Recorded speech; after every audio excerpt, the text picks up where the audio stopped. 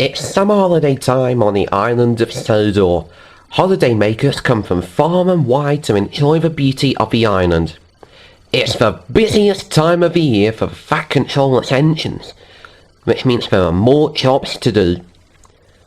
Gorton pulled the express. Percy delivers the mail. And Thomas puffs and chuffs cheerfully on his branch line with Annie and Clarabelle. One morning, Thomas had come to collect his 2 coaches for his branch line. Percy was there. He was collecting his mail vans. He looked very worried. "Look what's inside that truck, Thomas," peeped Percy. Thomas looked. There was a cattle truck, and inside it there were sounds of huffing and puffing. "I wonder what's inside it," Thomas puffed. "It's a polar bear. My driver told me that it's going to the mainland zoo by lorry. I'm glad I'm not taking it. It's scary." Thomas just chuckled. "You're not scared of a harmless furry creature, are you?" he puffed. "I'm not. It's just a bit scary to be around it because of its noises." "So you are scared of it then," puffed Thomas. "I'm not scared of anything furry, like you." And Thomas puffed cheekily away. Thomas had been busy all day to think about the polar bears, but despite that, he still arrived at every station right on time.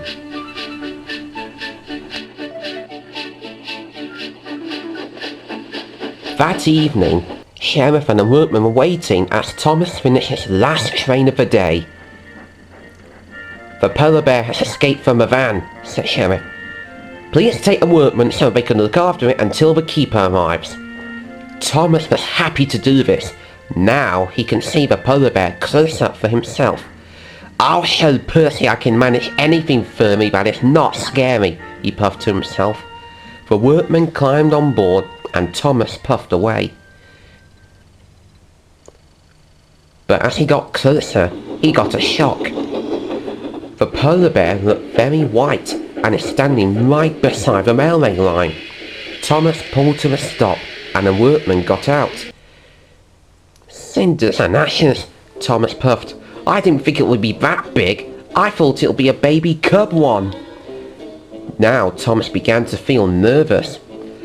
As the polar bear stood there, growling under its breath and making huffing and puffing noises, just like Percy said.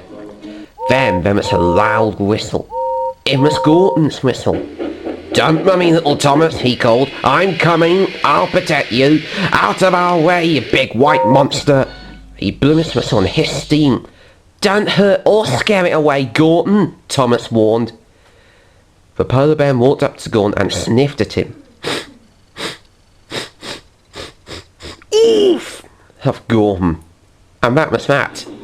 He did no more. Everyone tried to get a polar bear off the track, but he wouldn't go. Thomas got more nervous than ever. Then another whistle blew. It was James's whistle, and he soon came into view. "What's this?"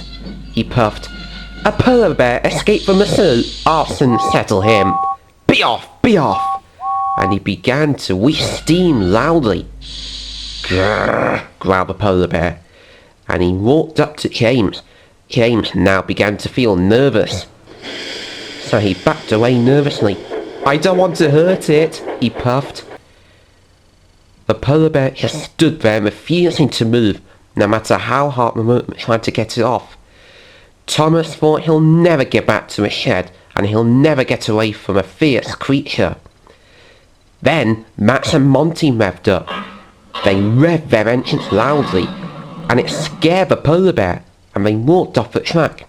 Luckily, the workman threw a net to keep it safe. One of the workmen scolded Max and Monty for being too noisy. "Sorry," said Max. "We won't do it again," said Monty. They were just leaving when they heard a loud whistle. It was Dut's whistle. He was taking the keeper to Thomas while he was taking coal to the coaling plant. The whistle was so loud that it scared Max and Monty away towards a vicarage orchard. Just as Duck arrived, and they headed towards the vicarage shed which belonged to Trevor.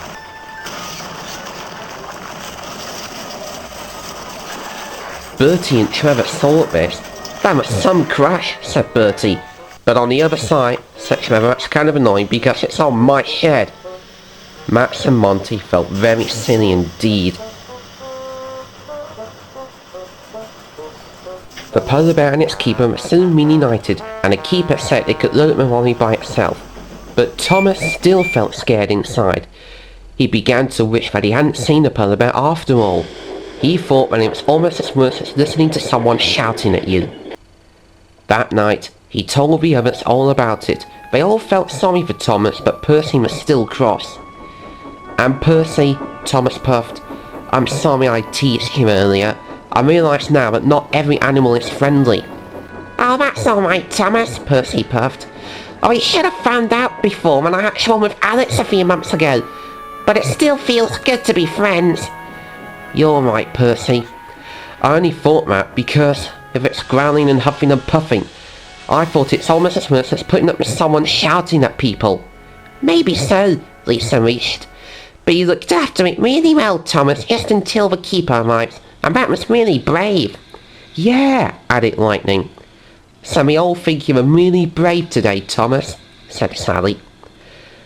"And really reliable too, son," said Sheriff. Thomas smiled. "Thank you, everyone, I feel a bit better now. Although it helps if you keep quiet and don't make too much noise. Don't you agree, Gorton and James?" Gorton and James's faces were as red as a signal.